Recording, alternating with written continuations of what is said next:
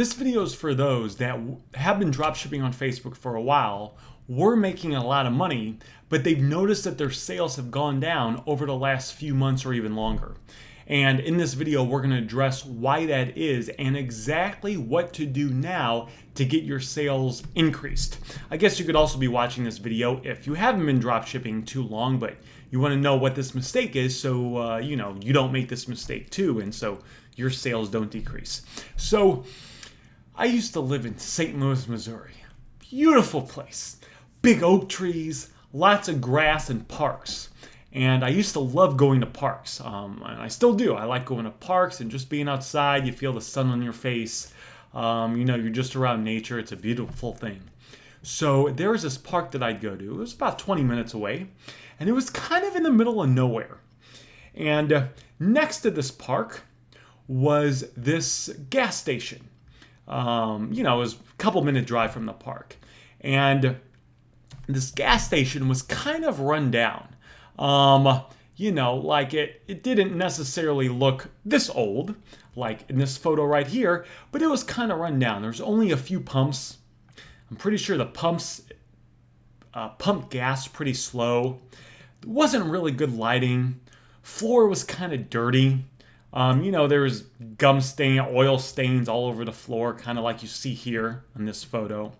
And then, when you go inside, I'd want to go inside and get some snacks or get a water.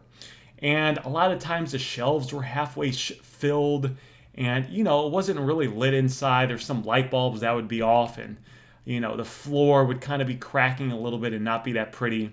And then I'd get there and I'd wait in line. And there'd be one person there that would, scan your item, and they weren't that friendly. They didn't move that fast. But I noticed whenever I'd go there, there was generally always a line. Why was that? Because, at least from what I could tell, that was the only gas station within the area. Because there were also homes by the park as well. So there were people that were living there. And if nobody has any other options, their only option would be to go to this gas station. So even though the gas station wasn't ran that well, wasn't kept up that nice, if you don't have any options, you have to go to this gas station. Now imagine that one of these big gas stations comes in, one of these massive ones, like this, and it's well lit, and it's big, and it's got multiple pumps, and the pumps pump the gas fast, and the floor is clean, right? They got someone that a few times a day goes out, they cleaned all the floor, all the gas that's spilled, they clean all that up. And when you go inside, it's well lit, and there's a couple people there when you go inside to help bring you out. And now when you walk inside this gas station, not only is all their shelves stacked, they have more shelves, and they even have pre-made food, sandwiches, and salads, and fruit. And some of these really big gas stations that some of you guys might even be familiar with, you can order items on your app. From St. Louis, they have these gas stations called Quick Trips. And inside the gas station, you could order food on your app that would be made inside the gas station, like little warm sandwiches and customized coffee, and you could order pizza, pick up pizza. They'd make the pizza fresh right there. You say, all right, I want this pizza large, I want double pepper. They'd make it right there. You'd go in and you'd pick it up. So imagine a gas station like this moves right next door to that rundown gas station. What do you think people are going to start doing? Do you think people that were going to the rundown gas station are going to start to go to this one right here? Well, of course, because they have a better service and they actually have better products. Everything's better about them. Now imagine that gas station, the rundown one, imagine the owner of that says, I don't understand what's going on. We've been busy for a while. We've been making money. Everything's been great. But the last 6 months, sales continue to go down. What that owner might not have taken into consideration is that there was someone that came into the market that offered what they were offering better, and they took the customer base.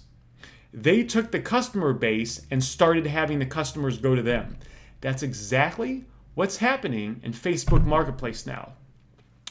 If you got started in Facebook Marketplace way back in the beginning, if you go back about 2 years ago, that's when it was like 2 years and like a couple months ago, they turned this shipping option on for people for the first time.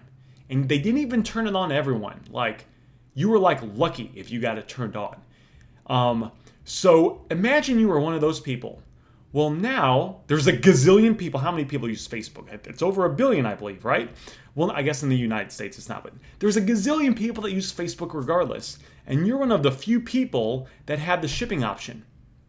There's zero competition and there's a gazillion potential customers. You don't have to list that many items. The items you list don't have to be that good. Your listings don't have to be that good. People are going to buy because they don't have any other option. But as more people have came into the space now, it has become more competitive. So for those people that were operating at maybe 50 or 70% capacity, or even worse, 30%, to keep making the money that you want to make, you have to be operating at a high level. We're talking 90, 95%. So that means listing the best types of items. That means listing them the right way. There's a very strategic formula that you need to follow when you list items. Like, you need to be listing titles that have a ton of keywords that are keyword-rich stuff titles that are actually still easy to read. There's a right way to make the titles so your items show up for more results. Your listing needs to have the best images. Like, I am very strategic about which image goes first in my listing, which image goes second, and so on and so on. It's not by chance. It's not like, oh, I'm going to use Z-Drop and just copy and paste all the images just how they are from my dropshipping company over to my listing. That's not going to work anymore. The listing needs to be optimized, because when the listing is optimized, one person's listing, they just throw up their listing, okay, whatever. You have another person's listing that's optimized. More people are going to see this person's listing. A higher percentage of people that land on this person's listing, you guys see my hand right here, that land on this person's listing are going to buy. So let's say that out of every 5 people that land on let's say out of 100 people that view a listing, one person buys from this person's listing because it's not that good. This person's listing's fully optimized. It's got the best images, best title, best description. 1 out of 100 people buy this person's listing. 5 out of 100 people buy this person's listing. Not only will they make more money, but if you are Facebook and you wanted to make money and get your 5% commission, or get someone to sell a bunch of items so the customers are happy, so you can eventually collect your 5% commission if you're doing Facebook shops and you're not getting the 5% commission yet, whose listing are you going to show? You're going to start to, my guess, now I don't know Facebook's algorithm, but my guess is they'll start to push this listing to the top, giving it more views and more sales, and your listing will eventually go down to the bottom. And